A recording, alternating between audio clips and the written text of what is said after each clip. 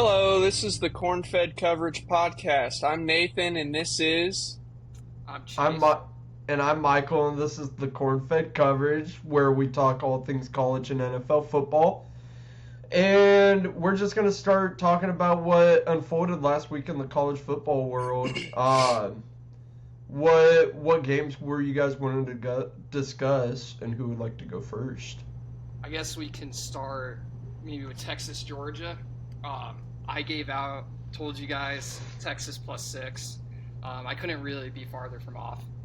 Game was over right away. Georgia was running the ball at will, pretty impressively. I thought this Texas defense was a lot better and be able to slow them down more. And then just Texas offensively, just never got in a rhythm, never got going. I think Arch was a little flustered down there in Georgia. And yeah, kudos to you guys. You guys both told me when I came on here and picked Texas, you guys are like, I think Georgia's gonna win big, and I was like, I don't know. Texas kind of figured it out lately. Their defense has been good all year, and they're starting to get going offensively. But no, Georgia halted their offense, and then their defense never got Georgia's run game stopped. So good job, Georgia. What do you guys think of that? Yeah, Uh, so I kind of agree with you on that. While that it was only 14-10 going into the fourth quarter, Georgia just really opened it up. They went for the onside after they scored, covered that, and that kind of sealed it in my eyes. I know there was plenty of time left in the game, but like Gunnar Stockton, he just looked great. 4 touchdowns, over 220 passing yards, only one pick, and 6 rushes for 29 yards and another touchdown on the ground. So 5 total touchdowns is pretty good against that Texas defense. But I just feel like Kirby never let his foot off the gas, and Sark never could really get it put together for one reason or another, whether that's Arch being rattled, like he said, or if it was just the game plan Georgia came up with, or the environment, really. It could have been a multitude of things. But what about you, Mikey? I'm just happy I was on the right side of that. I kind of just wound up riding with Kirby. I knew better than just to trust Texas in general because, horns down. But I kind of figured Georgia was going to come out on top. And like you said, it was a narrow game in the fourth, but they just wound up pulling away. So And when has 17 carries for 23 yards, like they're not gonna. you can't win a game like that, especially in the Not a SEC. younger quarterback, and you got no run game for him. Their offensive line has kind of struggled. I think they missed on some offensive lineman portal guys they brought in, and it's just kind of been a struggle for them. Yeah. Yep, Yeah. I couldn't agree more. Can we talk about the A&M South Carolina game? That was a fucking crazy. I watched it the entire time at Warhorse, and everyone in that sports book was having their mind blown just because of what was unfolding. That is A&M's largest come from behind victory ever in their school history. College football world. That is the first time a team has come back from 27 points. When teams are trailing by that much at half, right? So they were down 30-3 at half. When teams are trailing by 27 or more, no team has ever came back. And now it is a 1 in like 256 times. So I thought that was crazy. I personally, when I was at Warhorse, I live bet South Carolina money line just because the value was there. Yeah. And they were up 14-0, Nathan. And with I would like have gone 12 A&M when minutes. they were down at half. Yeah, but I'd already chosen South Carolina money line. But like, You should did have you hedged guys yourself. see? Did you guys see how Shane Beamer left halftime? He was like taunting the fans in the corner of their tunnel that they were walking in. They were like, Smart.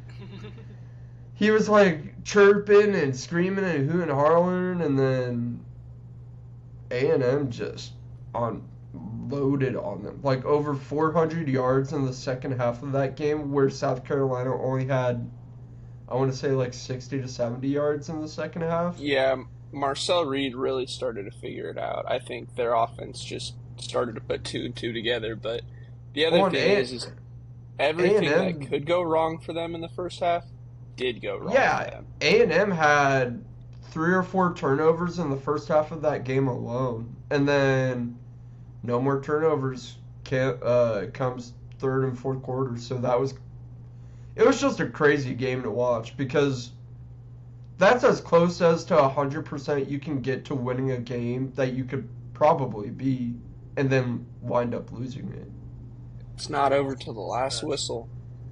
Yeah, Mhm. Would you A&M guys be proved more that. impressed with A&M now or less impressed?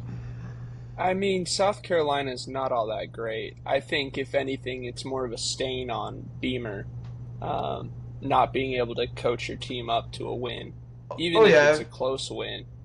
if But you're like, asking what's more impactful, Beamer lose like Nathan's saying, Beamer losing weighs heavier than Mike Elko winning that game for sure. Because A&M was expected to win that game. I'm pretty sure they were favored like 13 points. Yeah, probably a but decent amount. Yeah, I don't know what I think yeah, of it because it's one point like how the hell do you go down 30-3 to South Carolina? But then it's like pretty impressive to come all the way back. But Yeah, with half a game left. yeah, 20 like yeah, that's there apparently there was a reporter going around after the game, and the reporter started asking the fans like, "Hey, did you guys think we're going to win at half?" And 99% of the people asked said no. And he found one person that actually said yes. So it was like 1 out of 20 that he asked. So, dang, that's and crazy. what's even cooler though is that A&M's fans stayed. Like a lot of big teams like that who hold over 100,000. Most of the time, if your team's getting beat down that bad at halftime, that stadium's emptying out. But those fans stayed and they got to witness one of the largest comebacks in NCAA history / A&M football history. So that was cool to watch, even though it made my parlay invalid. But whatever, not a big deal. Yeah, can't win them that's all all. right. No, but let's. I want to go over. So I called the Georgia game with Michael there, but the other Hmm. game that I picked was Clemson upsetting Louisville. They got it done by a point. They got out of there with a win by the hair on their chin. It was so close. Uh, the game was right there for Louisville, but Clemson walked away with it 20-19. Uh, Louisville, like I said, they had a chance. They had two separate kicks that they missed in the fourth quarter, Hmm. and it. You do that, you can't really win a football game if you're down. Was Um, was this where the kicker got mad at the long snapper or something this weekend? There was some kicker that got mad about missing a last second kick to win the game and then started getting all pissy and yelling at I his don't know what you're team. talking about. I don't think I've seen that. This I sounds don't. familiar. I don't remember what game. Uh, I don't think that was in Clemson, Louisville. Um, but yeah, so Adam Randall, the running back for the Tigers, he looked really solid. Over 100 yards, 2 touchdowns on the ground, and over 30 receiving yards. A pretty solid outing. Uh, Klubnik, he looked all right. No touchdowns. Definitely didn't impress. So, um, again, kind of just goes to show you that you need to be careful about that preseason Heisman hype. Uh, but what about you guys? Any of you guys catch that game at all? Saw a little bit of it, but yeah, big loss for Louisville for their ACC chances to make the championship game, and um, yeah, probably a big win for Dabo if he wants to stay at Clemson, which I think he does. Um, I think that was their sixth win, so congrats to Clemson on going bowling. My coworker said she was at the game because I guess her nephew plays for Clemson, but she was at the game and she said the stadium environment was who's going to lose this game. It's not who's going to win, just because of how back and forth It it was was. sloppy. It was very Yeah. sloppy. Yeah, and that's how she described it. I was like, being a Nebraska fan, I know exactly how that feels. So, But yeah, and then they play somebody else this weekend too. But Well, yeah, that's how football works. whatever. But with that, let's go ahead and just move forward to the CFB Week 13 preview, because I know there's something there that we much rather would talk about. There was one more game that occurred, the Missouri-Oklahoma, or the Bama-Oklahoma game that happened this weekend. Bama wound up losing. Oklahoma walked out of there with a win. I did not think that was going to happen. I thought Bama was going to lock that win down and move forward, but I was very wrong. And Oklahoma was up on them not quite a bit, but they were up like 2 possessions for a majority of that game too. It just started getting close towards the end because Ty Simpson was trying to lock in. But I was wrong. I thought Bama was going to win that game. So props to Boomer Schooner and Mateer going out there and balling out. Chase, did you get a chance to watch that? Yeah. Oklahoma's defense plays really props to them. I thought Ty Simpson was going to be able to pass it better. They had a huge 85-yard pick six that kind of flipped the game. Bama was getting down in the red zone trying to score, and then all of a sudden Oklahoma brings that back for a tutty, and then they held on for dear life. Mateer made some big plays with his legs because they don't really have a run game, so maybe their run game will just be John Mateer running it because they did some quarterback design, draws and stuff that worked pretty well. But yeah, big win for Oklahoma. They may be into the playoffs now. I'm not sure what the rest of their schedule looks like if they have any harder games, but they probably won't make the SEC championship game. But if they win out, they'll be in the playoffs right now. Mm-hmm. I could see it. Yeah, that was a kind of a. I was right there with you, Michael. That kind of shocked me. I kind of thought that Ty Simpson and DeBoer were going to be able to, get out of there with a win, but nope. Venables, that defense, dude, it's just kind of different. And I think that with Ty Simpson playing a little bit more shaky as of late, just not as crisp as he was earlier in the season, I think that could be one of the reasons why they've been struggling recently. But yeah, hats off to the Sooners, and did you almost say hats off to the Tigers? No, I was gonna say Tide. Oh, gotcha. And then just one other note: BYU stayed truthful. They destroyed TCU, so I was right on that. And but then USC with a narrow victory over Iowa.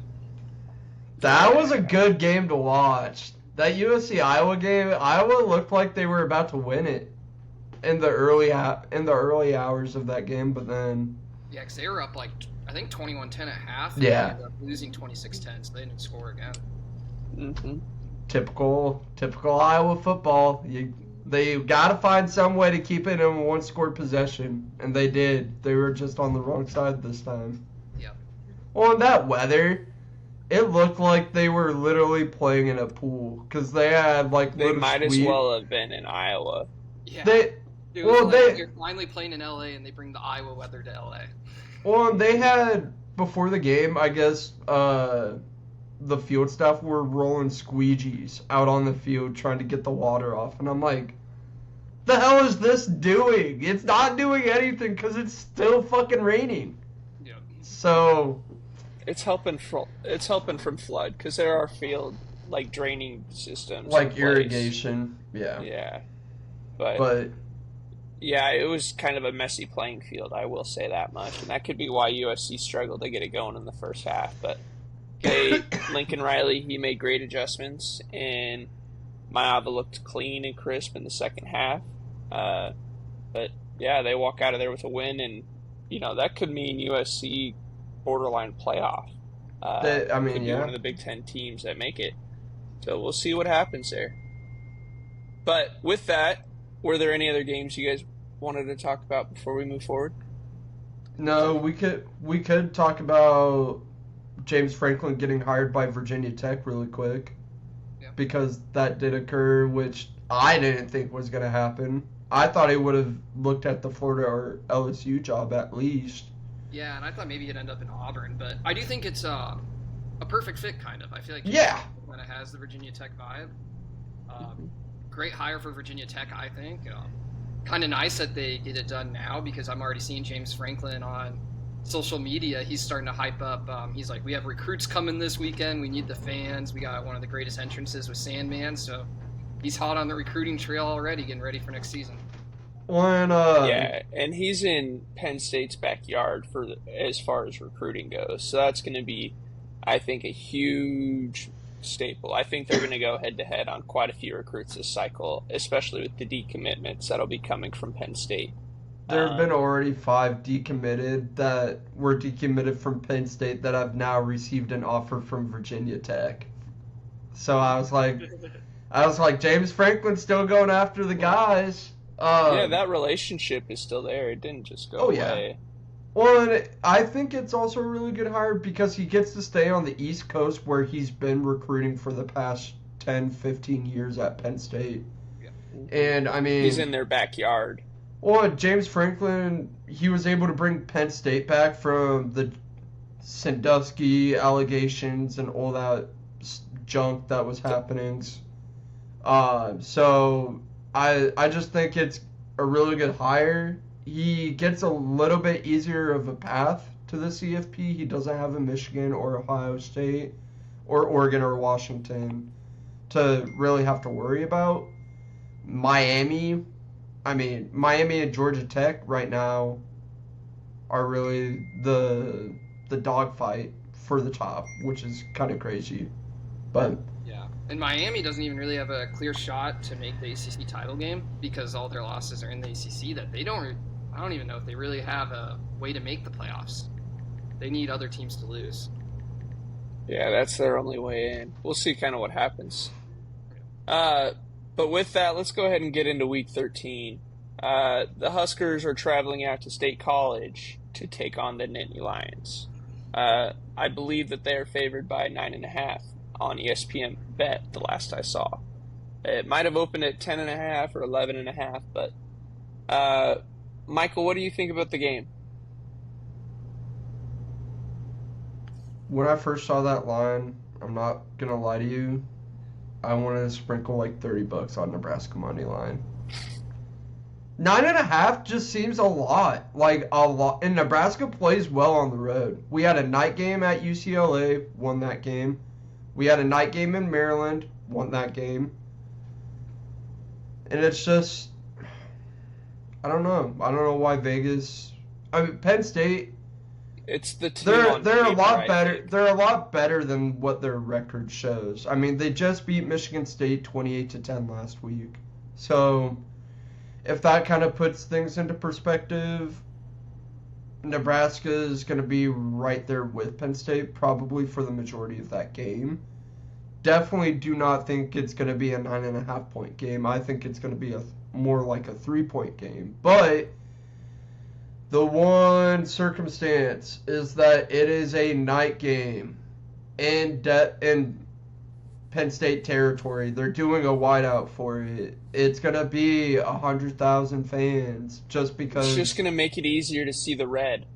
It's going to make it easier to see the red, but for a true freshman quarterback in TJ Lateef, this will probably be the loudest / most full environment he's ever played in outside of Memorial Stadium.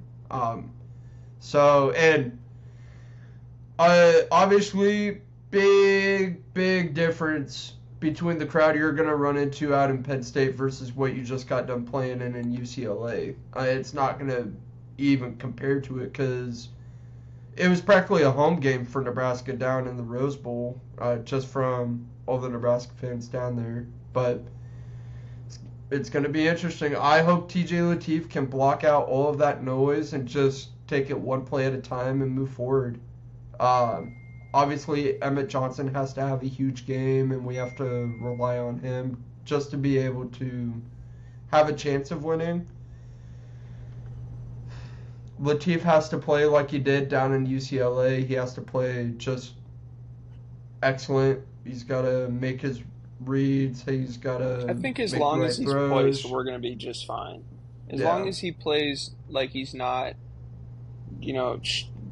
under pressure the entire game or kind of just under duress in the environment, May I remind you, this is still the same Penn State team that damn near beat Indiana and probably should have but won lost that to game. UCLA,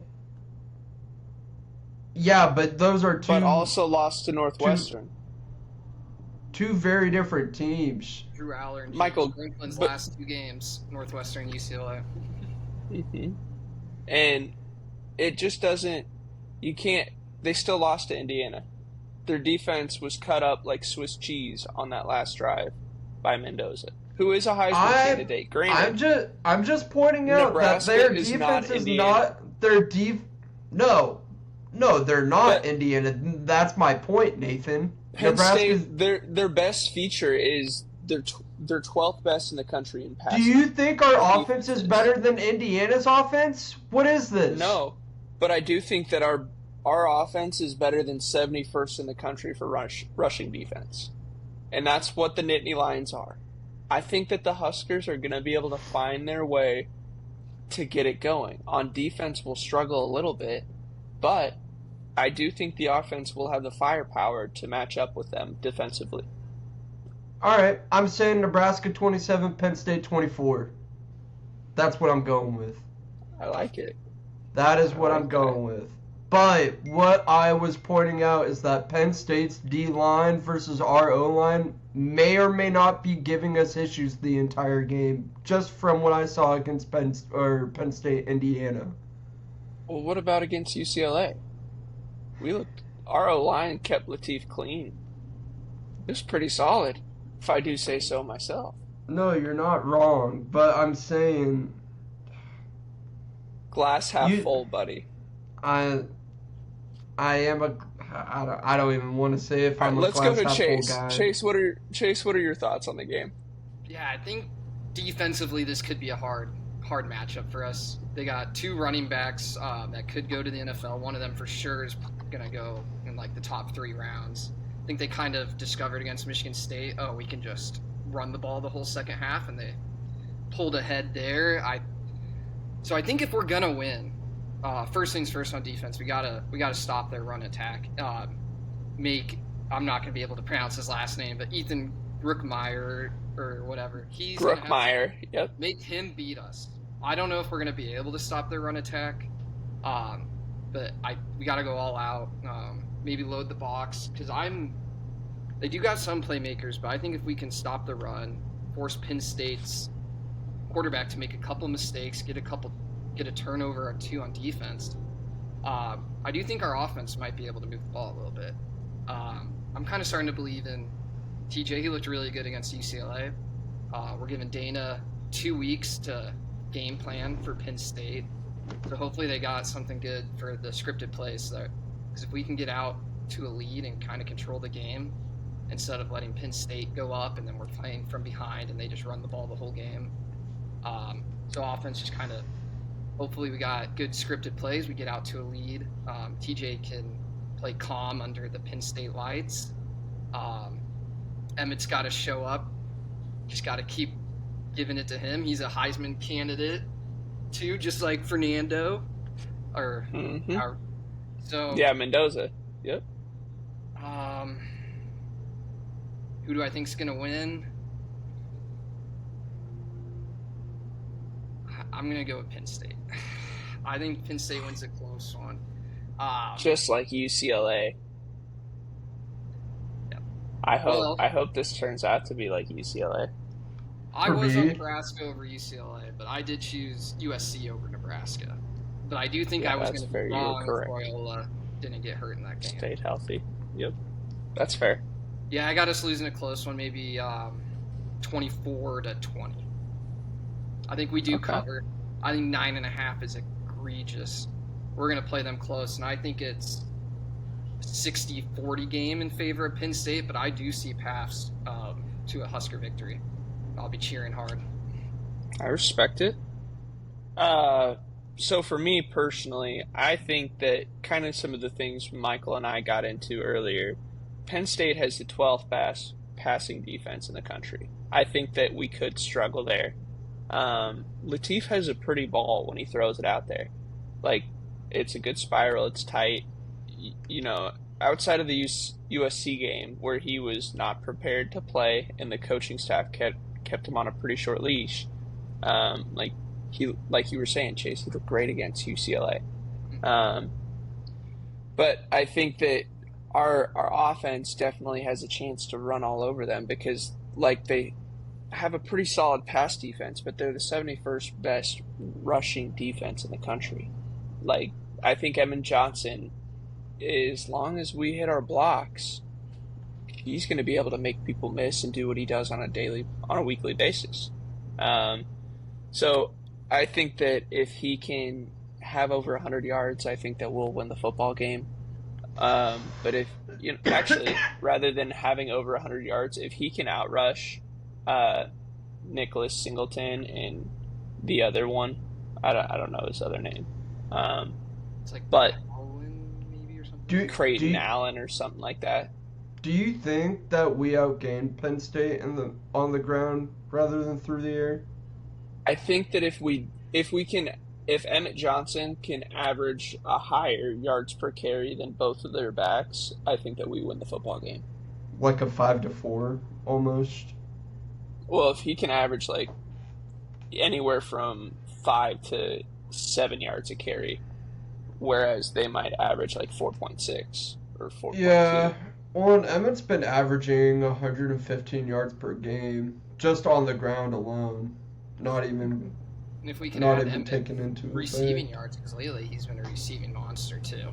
Yeah. He's dual purpose. He's Christian McCaffrey 2.0. You know who Nebraska needs to shine though on Saturday? That D-line. Oh, we need them to put their heads in all the gaps and stop the damn run because they've proved it. They've been able to show little glimpses of hey, we can in fact stop the run. We just sometimes don't. But they can't do it for 4 quarters. No, I and haven't seen it yet. They did good against Cincy for the most part. Mm-hmm. At the end of the game, since he started to get some, but we held them pretty in check for most of the game. And outside of Sorsby.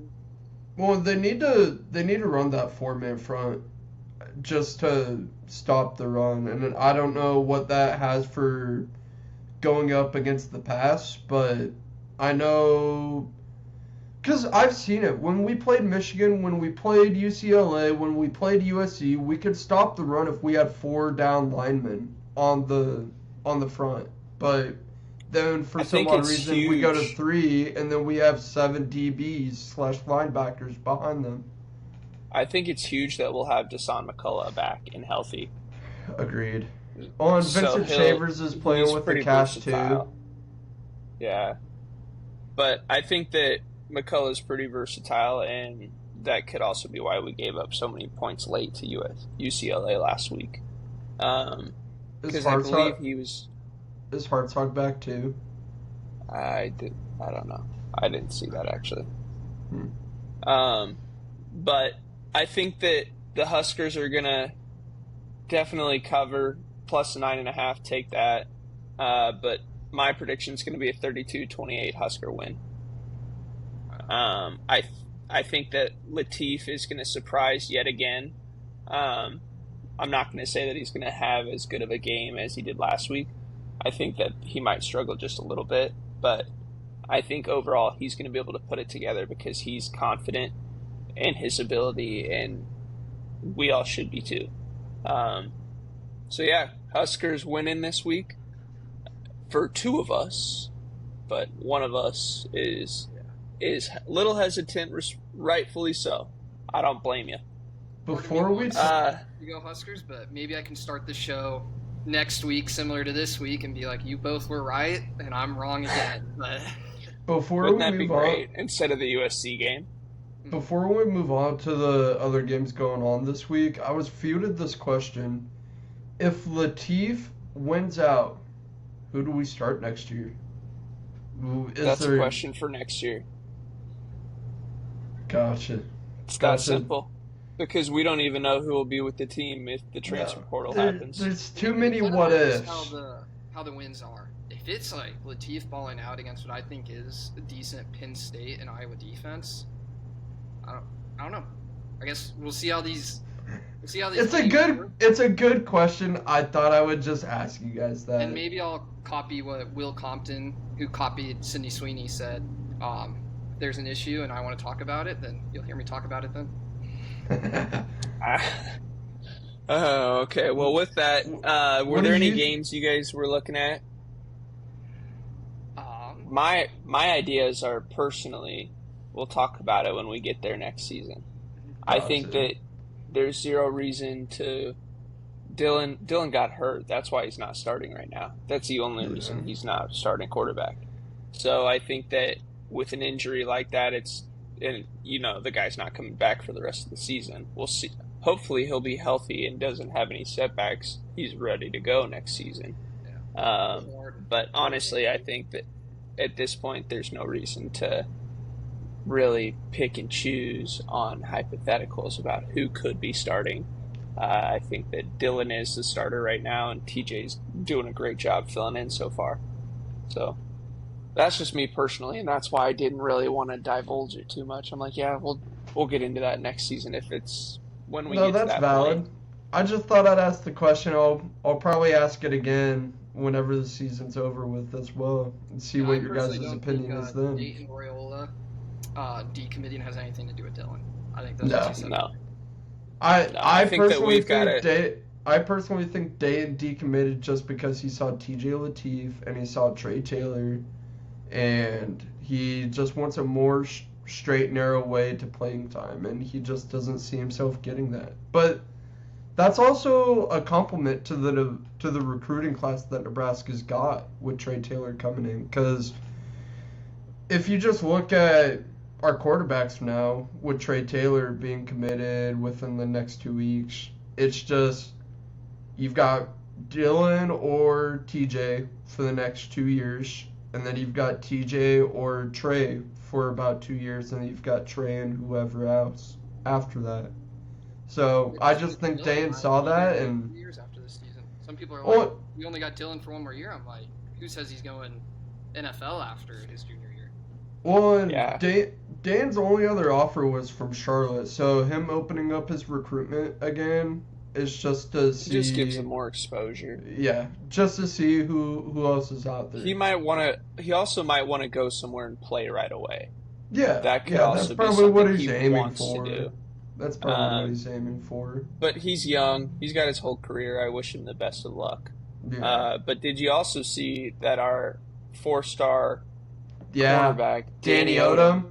Yeah. He got upgraded to a 5-star. He is the number 2 cornerback in the country for the 2026 class. So, young man, we cannot wait to get you on campus if you're watching.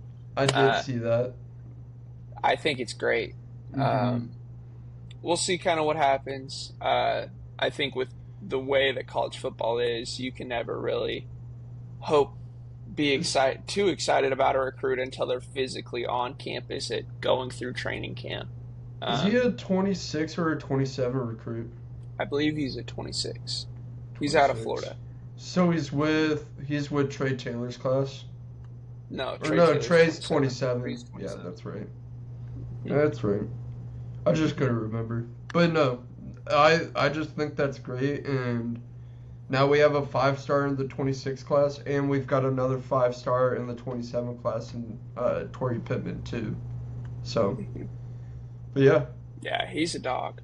Mm-hmm. But with that, let's go ahead and get into the Week 13 picks. I can go ahead and I'll just rattle mine off quick. So USC and Oregon. I like this game a lot. And for some reason, just kind of with the recency that I've seen, Oregon is a 9.5-point favorite as per ESPN Bet. I'm going to go with the USC points. I think the Trojans are too good for 9.5. Oregon's played close football games. They lost to Indiana. They barely beat Penn State. And Penn State's had kind of a down season. But USC did beat Iowa, and Oregon barely beat Iowa. So USC I think that barely beat us as well. Yep. I I personally just like USC points here. So give me the Trojans plus 9.5. It's Either at of you guys Oregon, have isn't thoughts it? on that? Yep, Yep. it's at Oregon. Yep. That's where game day is, I believe.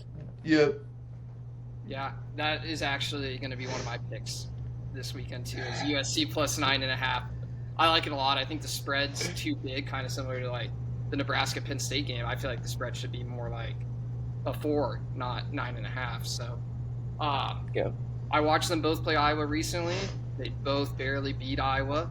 Oregon was at Iowa, I will say, but both That's had to true. play in rainy conditions. It's kind of a similar weather game for both of them, and I haven't been too impressed with Oregon when they play big time teams like Indiana. They got beat by 10.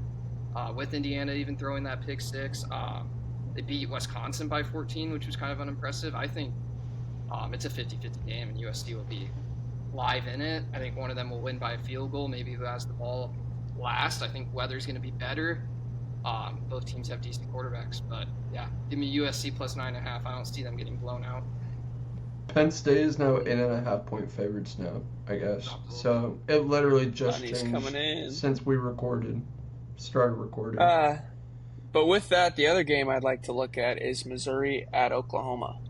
The Sooners are favored by 7.5, and I'll give homage to Chase here, but I want the Tiger points. Give me 7.5. I think that with that rivalry, that's too many points. That they do have a great defense with the Sooners, and my buddy Warren, he might not like this, but I just don't think that defense can hold up. They looked sus against Texas, and Texas now does not look that great. So give me Tigers plus 7.5. I like it. Go Tigers. I don't know if I'm as confident, but if they can get Ahmad Hardy going, something like Alabama wasn't really able to do against them, which was run the ball, maybe Missouri will have a little more success with that and be able to keep it close. Mm-hmm. If Dink can have a good game. Yeah, it'd be. What is Missouri right now? 2 long? No, they probably. They have 3 losses, I think. Yeah, they're 7-3. I like it. I'm not super confident either way, but I lean Missouri also. Favorites. Biased. I like it. Yeah. I guess I'll go. My first pick was USC plus 9.5. I'm going to stay in LA. My second pick's going to be UCLA plus 10.5 against Washington. I think it's too many points. UCLA isn't quite as bad as their 3-7 record. Obviously, they started so bad, but then they fired their coach, elevated some guys, and they've been doing a lot better. Nico's not terrible. He can be shifty sometimes running the ball. Maybe not the greatest passer, but he's definitely a good athlete. And I don't think Washington has played that good on the road. They lost at Wisconsin. When they played Michigan, they had tons of turnovers, only put up 6 points at Michigan. So I think UCLA can keep it close and stay within 10. I like it. I'll agree with you on that. I think that Nico is a really good quarterback. And anytime you've got a good quarterback at the helm, I feel like you're more likely to play closer games with teams that might be at or around your level of, talent. So yeah, give me UCLA points there. I like that. But Michael, do you any opinion on that game right there? I'd take the over.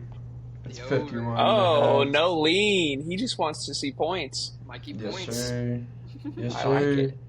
There was 2 other games I also wanted to address. So the first one I wanted to bring up was the Minnesota Northwestern game. Northwestern's favored minus 3.5 currently. It's at Northwestern. We just watched Northwestern almost beat Michigan as well. They probably should have beat Michigan, but there are some circumstances there that happened in that game that you are out of your control. Sloppy. And you can't bitch and moan about it. You just gotta move on. But PJ Fleck on the road is a little shaky, especially just it's not even going to feel like to Minnesota that they're on the road because they're one state over. they're probably just going to fly into Chicago Friday night and then get prepared Saturday morning. I don't even know if they will fly just because of how close they are, but they probably will. If Northwestern plays the way they played against Michigan, against Minnesota, I think they win that game. I think they win the game probably like a 21-17. So I would say take Northwestern to cover. But I could also see it being a toss-up game just because PJ Fleck, being PJ Fleck, can coach that Minnesota team to a win when a lot of people don't see them doing that. So, and then the only other game I wanted to address was the Arizona State-Colorado game. My Big 12 pick's going to stay on top, and they're going to put BTA to fucking Dion and hopefully be like, make Dion think, maybe I should go find somewhere else to coach, because Colorado ain't it. Because the Buffalo's I think fucking that Colorado south.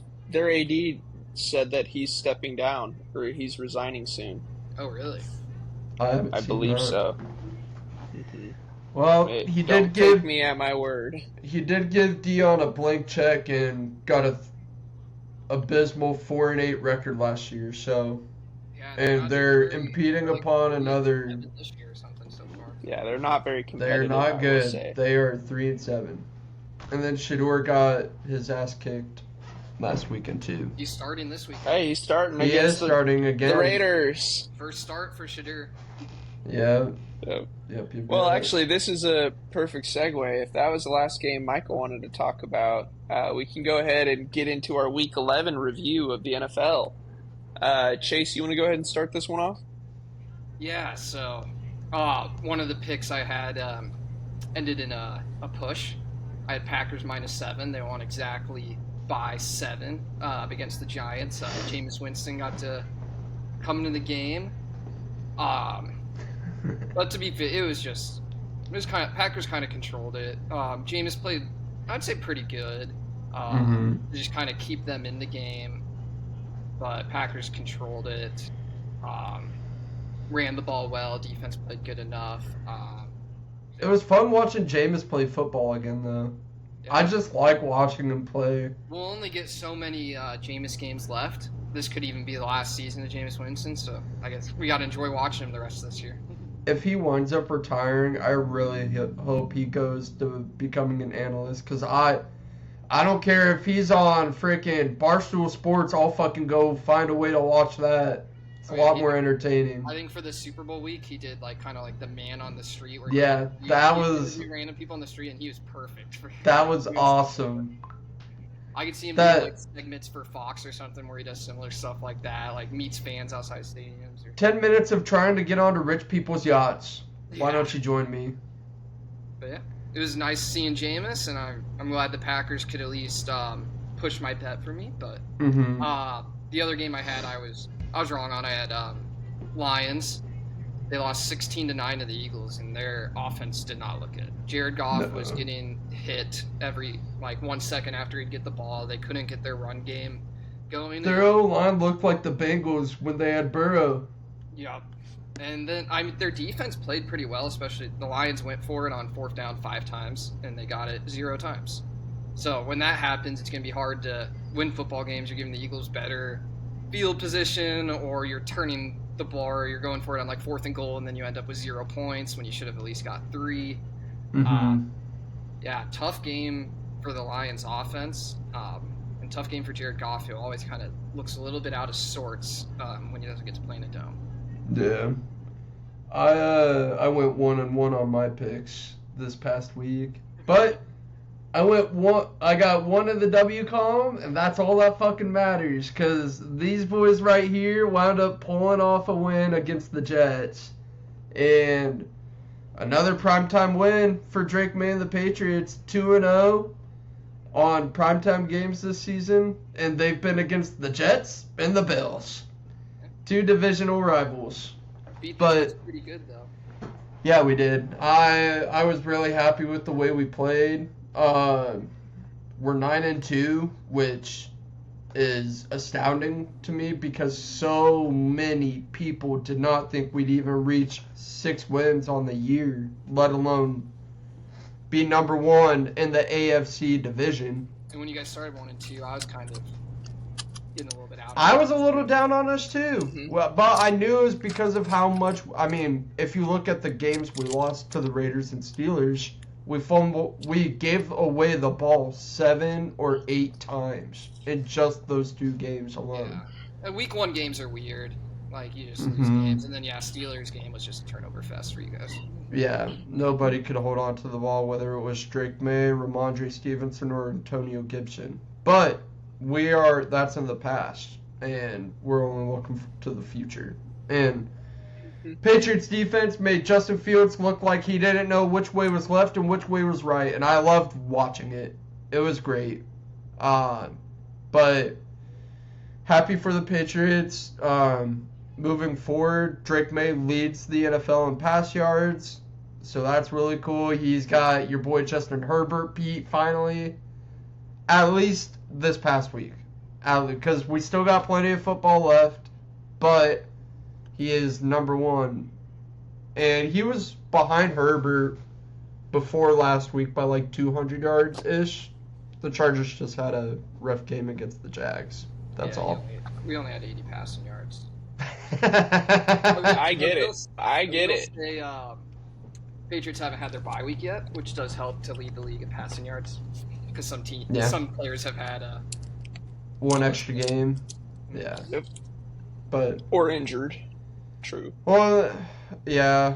I'm just happy I'm just happy Drake May's there. He deserves it. But I was also, now we get to talk about the loss, okay?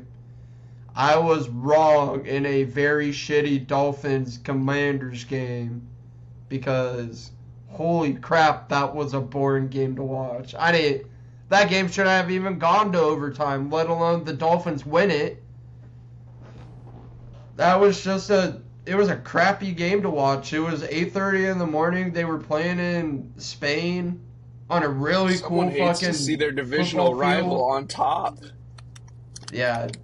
Fuck the Fins. It's on site anyways. They wanted to win. And I feel like both of them kind of know their season's over. They'd get down. They'd move the ball all the way down to the red zone, and then it'd be like 4th and goal from the 5. They're just like, fuck it, let's go for it. Yeah, they don't want to go score points, dude. They're like, oh shit, I thought it was Spain wants to see. I thought it was abysmal. I was like, because I was just gaming a little bit in that morning, and I look over and I'm like, oh, it's 3rd and goal from the 1-yard line. They should get this. I look away for maybe 2 minutes, and lo and behold, the Dolphins get the fucking ball and march it down the field, and I'm like, the fuck did I just miss? Yeah. Why don't you take the fucking field goal? Take the points, try and win the game. Yeah, the Dolphins didn't even take the points with like 1:30 left. It's like a tied game, and they went for it on 4th and goal. I'm like, what? Mike McDaniel and what's his name? Not Campbell. What? Quinn. Dan Quinn. Yeah.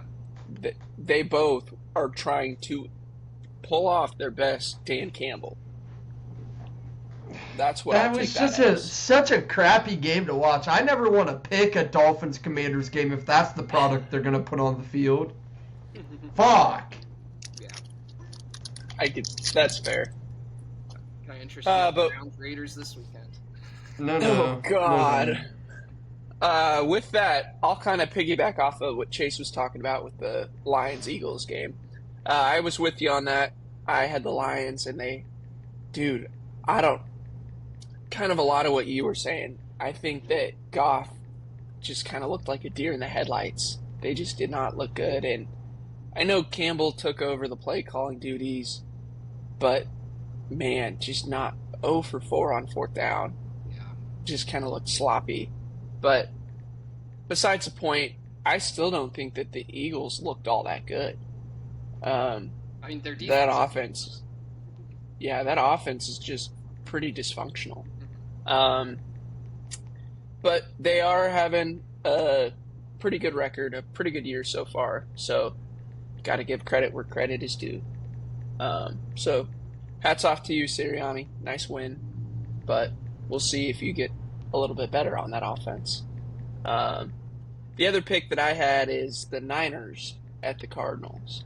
Or Niners versus the Cardinals. And we rolled them, boys. We got Brock Purdy back.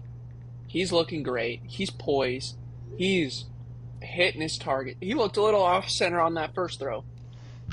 Came back, 3 straight completions. Dialed it up. 2 touchdowns to CMC. 2 touchdowns to George Kittle. Just a great outing for him. But on the backside of that, we lost Eddie Pinheiro, Tatum Bethune, and Robert Beal Jr. to injuries. So we'll see how long they're all out. I know Pinheiro might be out for a couple of weeks. But this team just can't escape the injury bug. I don't know what it is. Something in the water. Maybe it's that power station that's next to the practice facility for the Niners. But I just don't know. We got to do something. Something has to change. Yeah. So 1-1 on my weekend. But with that, were there any other games you guys wanted to discuss or talk about for NFL last week? Rough game for the Chargers. Really, not much else to say. They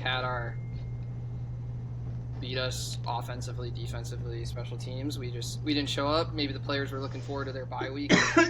What I can hope, but long. QJ had 0 fantasy points, Chase.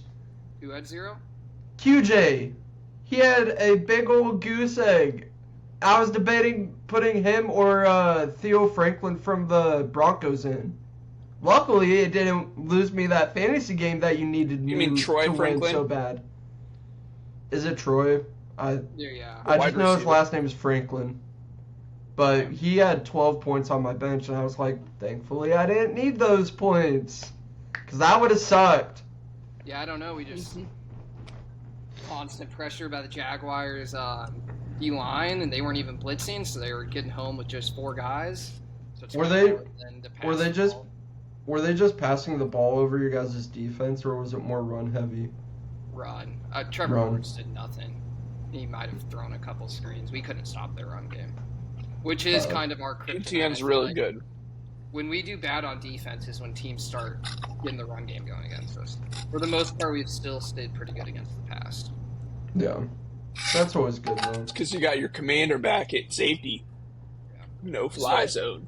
This will kind of lead into my picks for next week. Been looking a lot at like athletic.com and the playoff simulator, and I'm choosing games to see how to get the Chargers in there. And it's kind of going to come down to the Chargers, Chiefs, and Jaguars. I think 2 of the 3 are going to make it. One's going to get left out. So my picks this week are kind of biased, but I'm going to go for one of them. Colts plus 3.5 against the Chiefs. I think Colts can keep it close with the Chiefs. The Chiefs have struggled to stop the run game at times. Colts are coming off a bye. I think they'll scheme up some ways that Jonathan Taylor can attack that Chiefs defense. And also Patrick Mahomes early in his career, kind of the team he struggled against the most was the Bengals and the Bengals defense. They even used to call it Burrowhead for a little bit. The old Bengals defensive coordinators back in that day was Lou Amarulo or something. He's now the Colts defensive coordinator. So maybe he still has that magic to stop the Andy Reid, Patrick Mahomes offense. I think Colts can win the game, and if not win, they can keep it within 3.5. And then for my other pick, I also need and want the Jaguars to lose, so give me the Cardinals plus 3 at home against the Jags. The line kind of makes no sense to me, which kind of makes me think that Vegas thinks the Cardinals are going to keep it close, because who's going to bet on the Cardinals after they gave up? They lost like 47. 41. Yeah. 41-22. 41-22 to the Niners, and the week before that they lost like 47-20 to the Seattle Seahawks. Giving up 40-plus games 2 weeks in a row. No sense that this spread should be as close as it is. Is Kyler Murray back from injury? I didn't think he was. Yeah, he's back from injury, but they're just rolling with Jacoby the rest of the year. Kyler gets to Giving go up on the play. season. Kyler gets to go play the new COD. He does get to. Poor guy. I've heard that new COD sucks. It's So- not great. Maybe he's playing a different game right now. Yeah, comment down below what you guys think of the new COD. But I think the Cardinals do have a good run defense, so I think something they'll be able to do that the Chargers didn't do was stop the run game and make Trevor Lawrence beat them. And so the run game, and I think Trevor Lawrence can make some boneheaded decisions. Cardinals have gone blown out twice in a row. They're pro athletes. You got to think they're going to want to come up and show up here. They've played 2 divisional opponents the last 2 weeks, so maybe they'll have some more success against the Jaguars. Give me the Cardinals. Yeah. See, I'll stop you right there because I'm on the opposite side of you. I'm on Jags plus 2.5. I just think I will say I said I was biased for both my picks this week, but that's fair. You mean but your Jags -3? Was 2.5 on ESPN Bet last I checked. It could have jumped up to 3. It might have recently changed, but you're doing Yeah, You're give me doing Jags points. You're doing Jags. Regardless, okay. I want Jaguars points. I just think that the Cardinals, the way they've been playing, they've given up so much. Kind of like exactly what Chase was saying. Why is it only 3 points now? So I think that the Jaguars are going to kind of have their way. Brissett's not a bad quarterback. He just set the NFL record for completions against the Niners at 47. That's a lot. So I don't think that just any quarterback could complete that many passes against an NFL defense. That's crazy. But give me the Jags plus 3. And that actually leads into my other pick. Nathan, why are you taking Jags plus 3? Jags are favored by 3. He meant minus. Oh, okay. Oh, yeah. Jags points. I was getting Jags confused. Points. I'm sorry. Give me the Jags points. There. But the other game that I wanted to pick was Panthers going to San Francisco on Monday Night Football. Give me the Niners -7.5. This is all confidence talking in Brock Purdy. I just think that him and Christian McCaffrey playing against the franchise that drafted him, I don't think that he's going to be willing to have a bad game. So I think that anytime Christian McCaffrey has a solid game, the Niners seem to win it. So give me the Niners -7. I just think that the Panthers and Bryce Young, even with the hurt defense, I think that they're going to give up some points here and there, but I think that overall Robert Saleh's too good of a defensive coordinator to give up that many points to Bryce Young. But Bryce Young has been playing much better as of late, so I think that it could be a close game, but I think the Niners should be able to pull it away with a touchdown. But thoughts on that one for either of you guys? I'm impartial. Yeah, I think spread's correct. I think Niners win by about a touchdown. I do think Niners win. I think CMC will have a big day. Panthers are a good team. They're not like they've got a good rushing attack.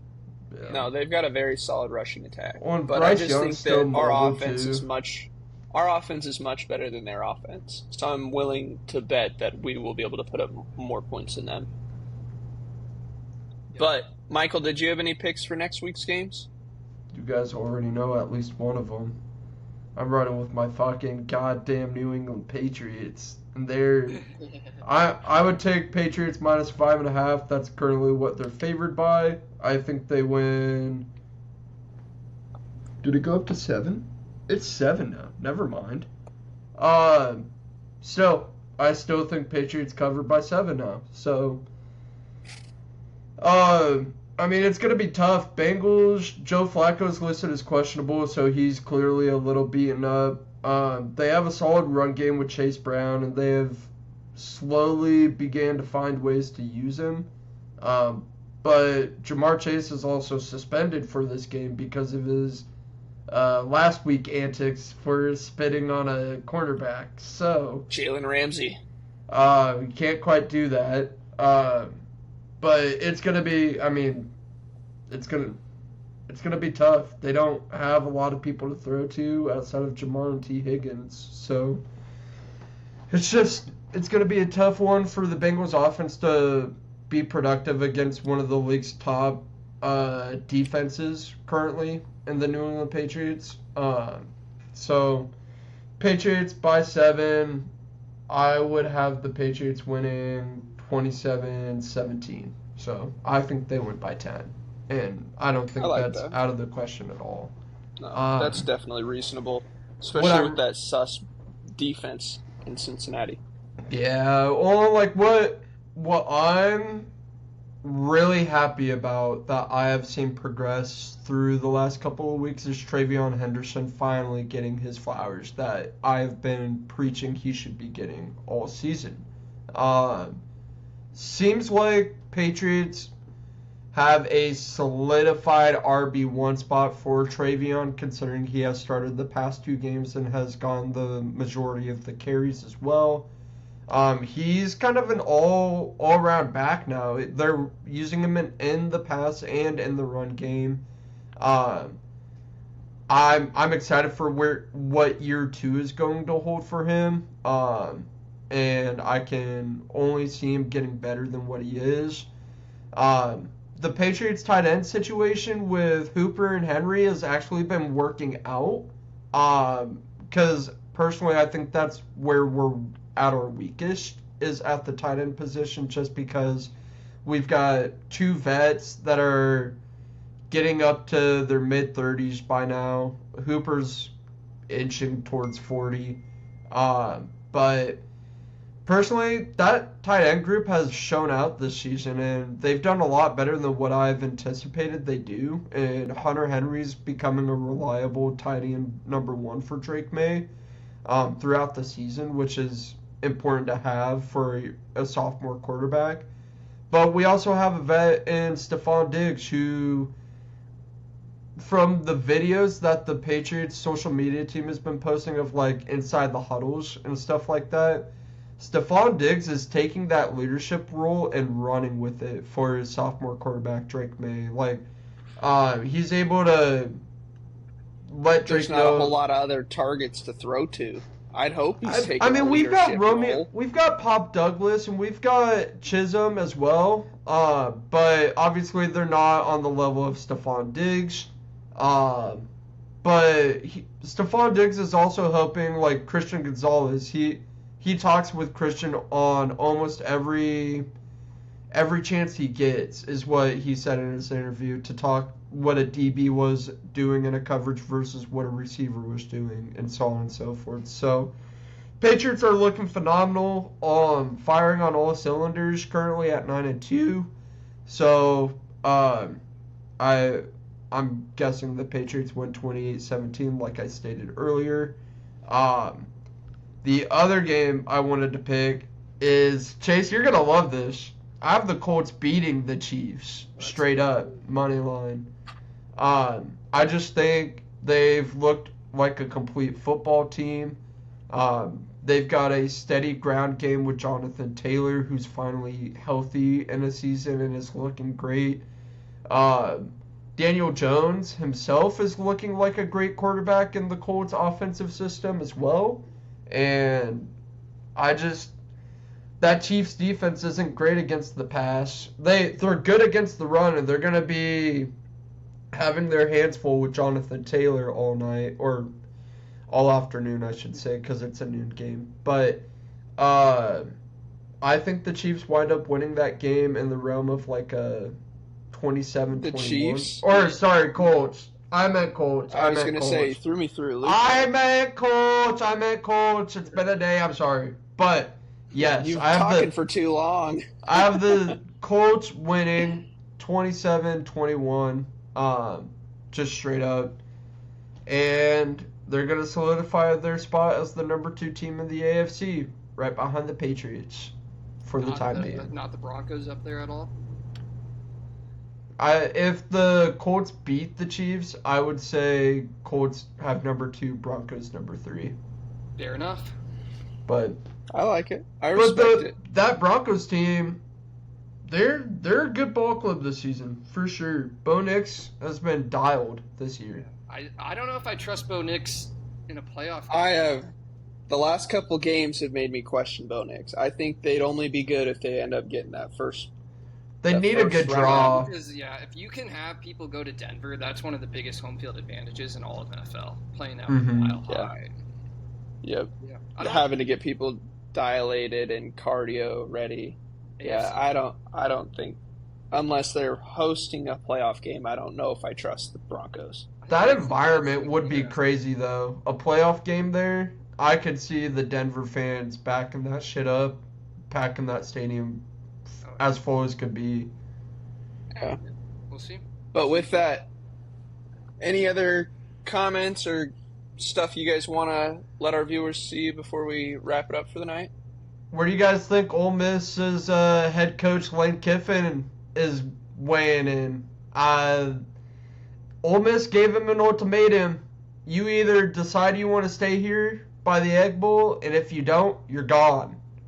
Is practically what Ole Miss has given Lane Kiffin. And apparently, just from the SEC message boards, these screenshots I've been seeing, there are some SEC fans camping out in bushes and ghillie shoots with cameras pointed at the landing strip, and they saw Lane Kiffin land in Florida last weekend after. Can't believe everything you see on the internet. No, I'm not saying I believe it, but I wanted to gauge before we let our viewers go.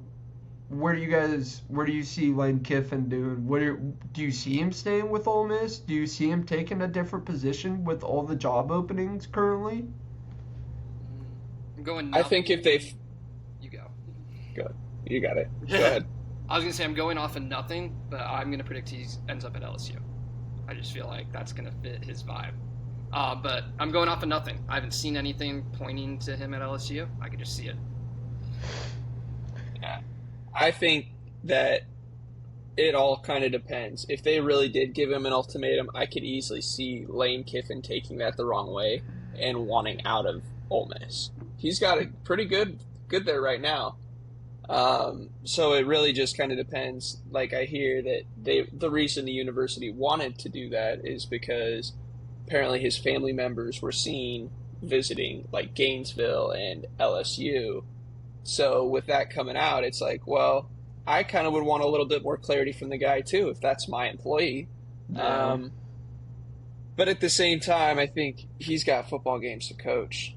Kiffin's a good football coach, and he cares about his team, so he's not just going to drop them and go to another team, hopefully. I don't foresee that occurring. So I think that at least for this season, he's going to stay there. But, yeah, Chase, I could see LSU. I could see Florida. I don't think Penn State is really his vibe.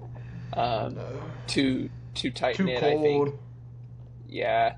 Those are the only three. He thrives in the SEC. Yeah. Those three. Yeah, I would see any other job as a step down from Ole Miss. If he doesn't take Penn State, LSU, or Florida, anything else would be a step down, personally. But then again, we could go to the Giants and coach Jackson Dart again. I did see that. I did see he could go to the NFL. Josh Pate said he wants to do that. Josh Pate said if Lane Kiffin goes to the NFL, he'll have broken Pate's heart because Josh Pate thinks Lane Kiffin is great for college football, which I also believe he is good for college football too. But I love all his tweets and that he's active on social media, saying funny stuff here and there. But part of me thinks Lane stays at Ole Miss just because he's been there for what, 3 years now, maybe a little bit longer. I don't know. But 3-4 years. I mean, he's building something special at Ole Miss just from recency bias and the way that program's going, being consistently in the top 10 the past 2 seasons is awesome for them. But you never know. I kind of think it's odd that Ole Miss gave him an ultimatum, but like for some reason I think he stays at Ole Miss. I don't know. It just seems like the fans love him, the administration loves him. I just foresee them staying. Nathan, if that is when you're in a good place, you don't want to leave either. Like when he was the USC head coach, he struggled a lot. Got kind of in trouble there and kind of ran out of town. Maybe he's I like the place I'm living. I like the people around me. So you never know. Maybe he stays in Ole Miss. Well, and he picked his he picked up his coaching career back at FAU and kind of had to restart more or less, and has been on the up and up since then. So I don't know. Part of me just being a fan of, if a head coach is doing well at a program, you stay there. Just me being like that, I would like to see Lane stay there, but you really never know. And it's going to be an exciting end to the college football season. There's a lot to unfold still. They'll more than likely not be in the playoffs. They play like a nobody this weekend. They're part of the SEC teams that are playing no one, and then they have like Mississippi State. So Yeah, who knows? and right now they're ranked like 6th or 7th. They'd be in the playoffs as it ended today. But Well, But good yeah. deal. Thanks for watching, everybody. It's been fun. If there's any comments or any takes you want to share, feel free to put it down in the comments. And drop a follow if you want to come back for more. But I'm Nathan, that's Michael, and that was Chase. And thanks for watching the Cornfed Coverage podcast. Let's get a big Go win Big night. Red. now. Go Big Red.